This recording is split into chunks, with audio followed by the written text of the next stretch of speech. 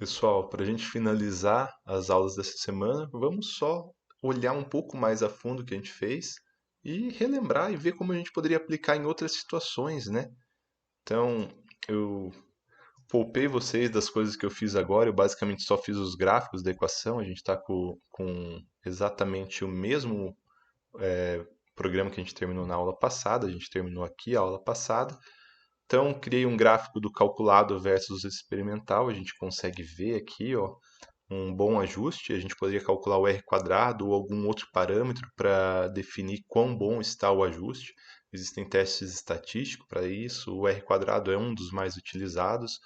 É, provavelmente dentro da biblioteca SciPy tem o cálculo de R quadrado. Na biblioteca NumPy não tem. Mas o que eu fiz aqui que acabou levando um certo tempo foi criar os gráficos iguais eram esses gráficos aqui do artigo. Então, o experimental em pontos e o ajuste em linha. Sempre assim, experimental sempre é ponto, porque é discreto, você tirou aquele ponto, e ajuste sempre é linha, porque você consegue calcular em todos os pontos. Então, eu, como estava nos inversos, né, tive que criar os inversos, então criei o inverso do álcool, o inverso da velocidade experimental, o inverso da velocidade calculada. E deu um pouquinho de trabalho porque eu tive que ir separando variáveis, né? Então, se pensar aqui, ó, da variável 1 até o 8, tá o 0,25. Da 9 até o 15, tá o 0,5. Do 16 até o 23, tá a 1. Então, eu acabei separando tudo isso. Do 0 ao 8, do 9 ao 15, do 16 ao 23. E aí a gente consegue ver, claro, criei os gráficos experimentais aqui em, usando o ponto. E por padrão, se você não fala nada, ele desenha a linha. Então tá aqui, ó, que ajuste bonito isso aqui. Tá muito, muito bonito esse ajuste. E aí, por outro gráfico também, né, tá aqui. E o que a gente tira de conclusão disso?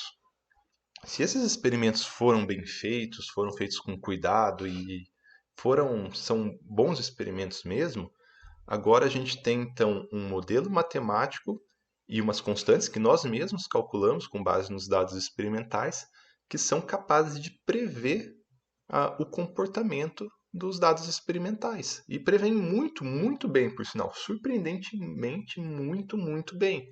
A gente pode usar esses dados para aplicar em outros modelos e gerar e fazer simulações desses outros modelos. Então a gente constantes de lei de velocidade de reação são independentes do tipo do reator. Então a gente pode pegar essas constantes e essa lei de velocidade de reação, aplicar num batelada alimentado, CSTR, PFR, PBR, não tem problema, a gente consegue aplicar em tudo isso e provavelmente a gente teria bons resultados. A gente tem alguns problemas ainda com todos os experimentos desse artigo foram feitos em 5 gramas por litro de enzima, mas um foi feito variando a enzima e mostrou linearidade. Então a gente pode variar também a concentração de enzima. Ela tem linearidade na concentração de enzima, né? Então a gente pode. Esse modelo ele é válido também para a concentração de enzima de 1 a 8 gramas por litro. Valeria para usar esse modelo aqui sem problema nenhum.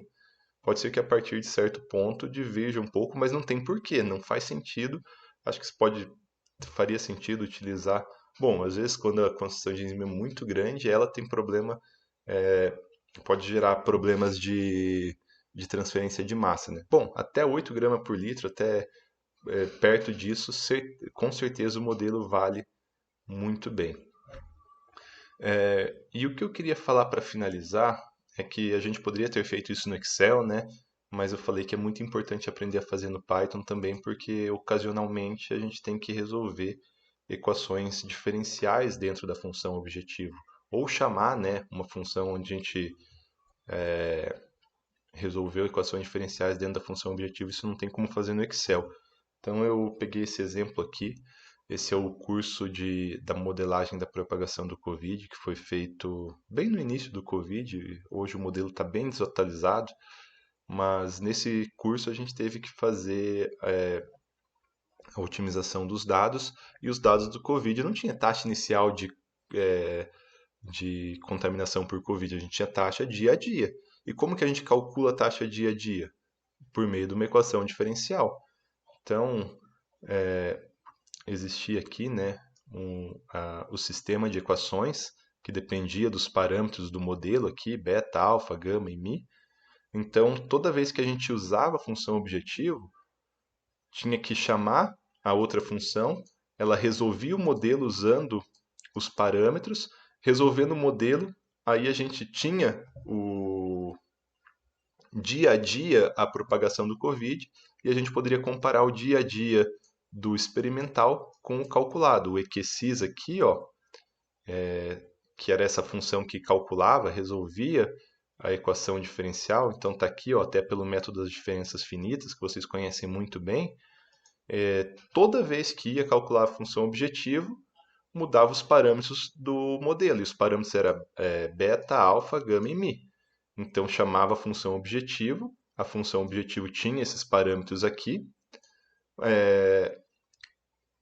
com esses parâmetros a gente chamava a função equesis, que era a função que resolvia o modelo, que podia ter sido feito inclusive na mesma, né?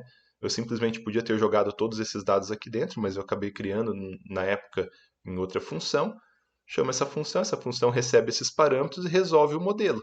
Resolve o modelo, volta com essa matriz de calculados para dentro da função objetivo e aí calcula o erro.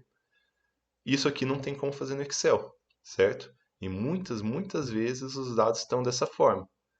Então, não é difícil, é uma coisa simples e a gente vai ter alguns trabalhinhos em torno disso agora para vocês fazerem. Beleza, pessoal? Espero que tenham gostado das aulas dessa semana e semana que vem estamos de volta com os estudos da enzima e das leis de velocidade de reação para enzimas e micro-organismos. Então, até semana que vem, pessoal.